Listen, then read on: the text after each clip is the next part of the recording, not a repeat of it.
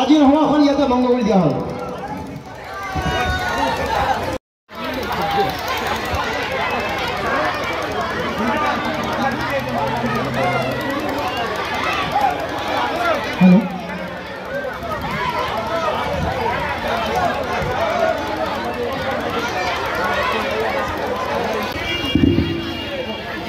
আপোনালোকৰ ধৈৰ্য হওক, আমাৰ বহি থাকক, আমাৰ জবকেইটা আজি পিছতেই বাকী আমি জনাই লওঁ।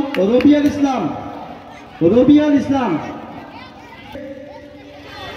মজনু শেখ, শফিকুল হক, সমিত আলী, জাকিদুল,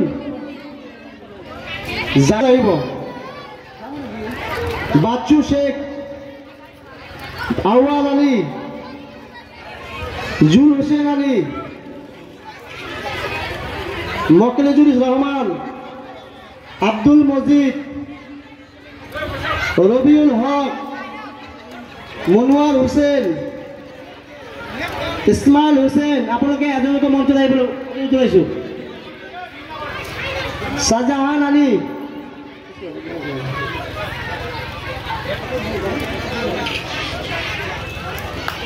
আতৱাৰ আলী।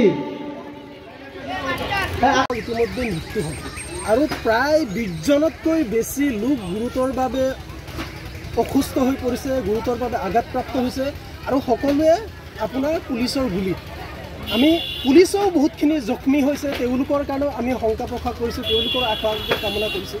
কিন্তু আমাৰ প্ৰশ্নটো হ'ল, যদি কোনোবা অঞ্চলত নীতি নিয়ম মতে উচ্ছেদ কৰিবলগীয়া হয়, উচ্ছেদ কৰক, কিন্তু সেই মানুহখিনিক পুনৰ সংস্থাপনৰ ব্যৱস্থাটো কি হ'ব, তাৰ এটা নিশ্চিত ব্যৱস্থা কৰি যদি তেওঁলোকে সেই মানুহখিনিক উচ্ছেদ কৰিবলৈ গ'লেহেঁতেন, তেতিয়াহ'লে এনেকুৱা ধৰণৰ সংঘাতময় আৰু এনেকুৱা ধৰণৰ অমানৱীয় পৰিস্থিতিৰ সৃষ্টি নহয়।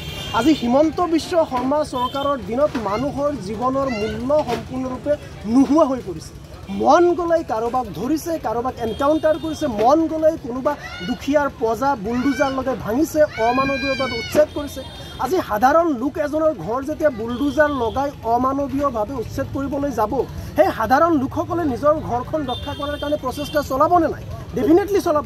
সেই নিজৰ ঘৰখন বচাবৰ কাৰণে যেতিয়া তেওঁলোকে অকণমান গণতান্ত্ৰিকভাৱেই হওক বা অগণতান্ত্ৰিকভাৱেই হওক প্ৰতিৰোধ কৰিবলৈ বিচাৰে, তাৰ প্ৰতিবাদ স্বৰূপে যদি অসম চৰকাৰৰ নিৰ্দেশত এনেকুৱা ধৰণে পুলিচ CRPF মানুহক যদি গুলিয়াই হত্যা কৰে, সেই কথাটো কোনো পৰ্যায়ে মানি লোৱা নহয়। এয়া সম্পূৰ্ণৰূপে সংবিধান বিৰোধী, এয়া সম্পূৰ্ণৰূপে বেআইনী আৰু এনেকুৱা ধৰণে নিজৰ দেশৰ নাগৰিকক গুলিয়াই হত্যা কৰাৰ অপৰাধত অভিযুক্ত কৰি হিমন্ত বিশ্ব শৰ্মা চৰকাৰৰ বিৰুদ্ধে ব্যৱস্থা গ্ৰহণ কৰিব লাগে, এই দাবী আমি উত্থাপন কৰিছোঁ। আৰু অতি শীঘ্ৰে যিসকল লোক আপোনাৰ এনেকুৱা খবৰ আহিছে ভয়ংকৰ যে যিসকল লোক গুলিত আঘাতপ্ৰাপ্ত হৈছে তেওঁলোকে হস্পিটেলাইজ হোৱাৰ সুবিধা পোৱা নাই, এনেকুৱা ধৰণৰ অমানৱীয় ব্যৱস্থা। গতিকে আমি দাবী উত্থাপন কৰিছোঁ, যিসকলে আপোনাৰ গুৰুতৰভাৱে অসুস্থ হৈ আছে তেওঁলোকক উন্নতমানৰ চিকিৎসা ব্যৱস্থা গ্ৰহণ কৰক, যাতে ইয়াৰ পৰা আৰু কোনো এজন লোকেও যাতে নিহত হ'বলগীয়া নহয়। আৰু ইতিমধ্যে যিসকল লোক নিহত হ'ল, নিহত লোকসকলৰ ওচৰত চৰকাৰে ক্ষমা খুজি উপযুক্ত ক্ষতিপূৰণ দি তেওঁলোকক পুনৰ সংস্থাপনৰ ব্যৱস্থা গ্ৰহণ কৰক। আমি পুনৰবাৰ কৈছোঁ, আমি ৰাইজৰ দলে যদিহে প্ৰয়োজন হয় কোনো কাৰণত আমি উচ্ছেদৰ বিৰোধিতা নহয়, কিন্তু আমাৰ এটাই চৰ্ত যে উচ্ছেদ অমানৱীয় হ'ব নোৱাৰে। উচ্ছেদ কৰাৰ আগতে সেই লোকসকলৰ পুনৰ সংস্থাপনৰ ব্যৱস্থা গ্ৰহণ কৰিব লাগে। আৰু আটাইতকৈ